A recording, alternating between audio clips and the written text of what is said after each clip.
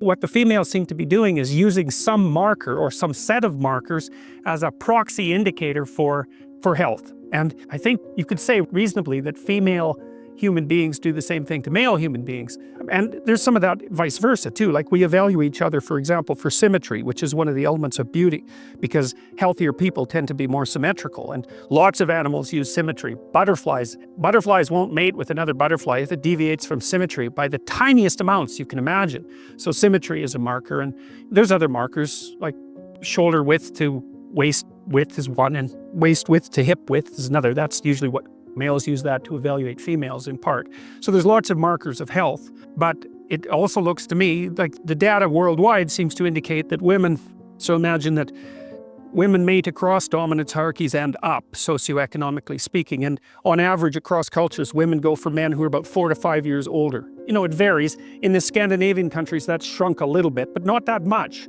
And in other cultures, it's bigger. I would say that depends to some degree on difficulty of establishing economic independence, right? Because in richer countries, it's easier to have enough economic independence if you're a male to be a useful participant in the process of having children. But it doesn't matter. Cross-culturally, it's still across and up, where men mate across and down. They don't care much about socioeconomic status. It doesn't seem to be part of their selection method, generally speaking.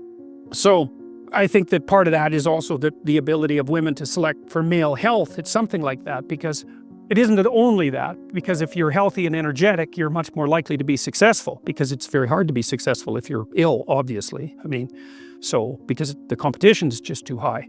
And both genders, both sexes select each other for attractiveness, both select for intelligence, both select for personality, although there are differences there in terms of what's stressed. So I think you can derive a couple of things out of this. And this is where I think people are different than other animals. Importantly different is that, so you imagine that there's tremendous selection pressure towards the production, let's say, of men who are good at climbing male dominance hierarchies, or climbing the male dominance hierarchy. But the thing that's so interesting about people is that we've multiplied our dominance hierarchies.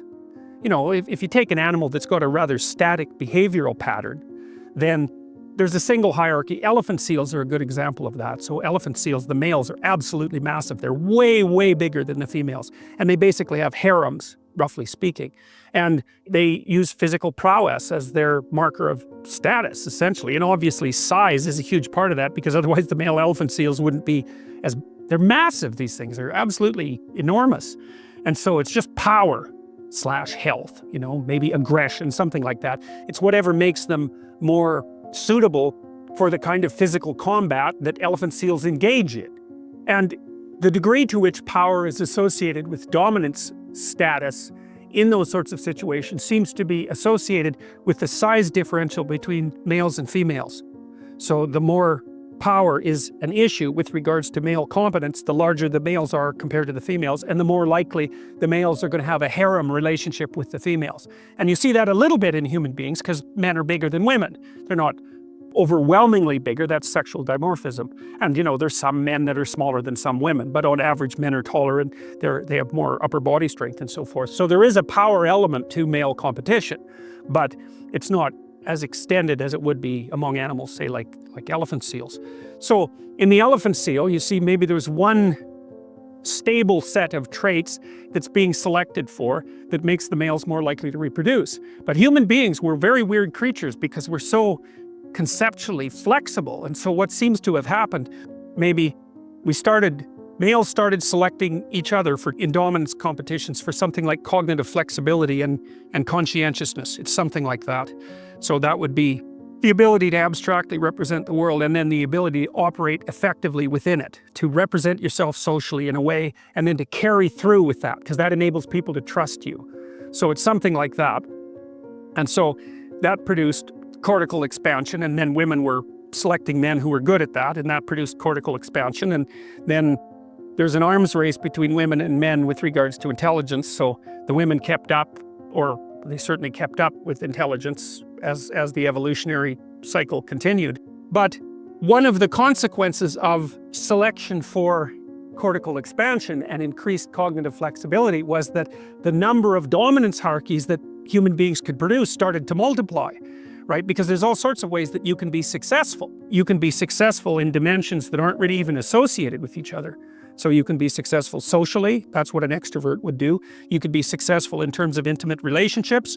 That's what an agreeable person would do. A disagreeable person would be more successful with regards to competition. A person who's high in neuroticism would be trying to protect themselves and to establish some sort of security. An open person would be looking for a flexible, creative environment. And so there's this multiplicity of ways that you can establish a dominance hierarchy and be successful in it. And if you're creative, you can come up with your own damn dominance hierarchy, which is exactly what you're doing if you're creative, right? You spin up a game that's your game, and then you make the rules. And that's hard because if you make a new game with new rules, it's hard to monetize it.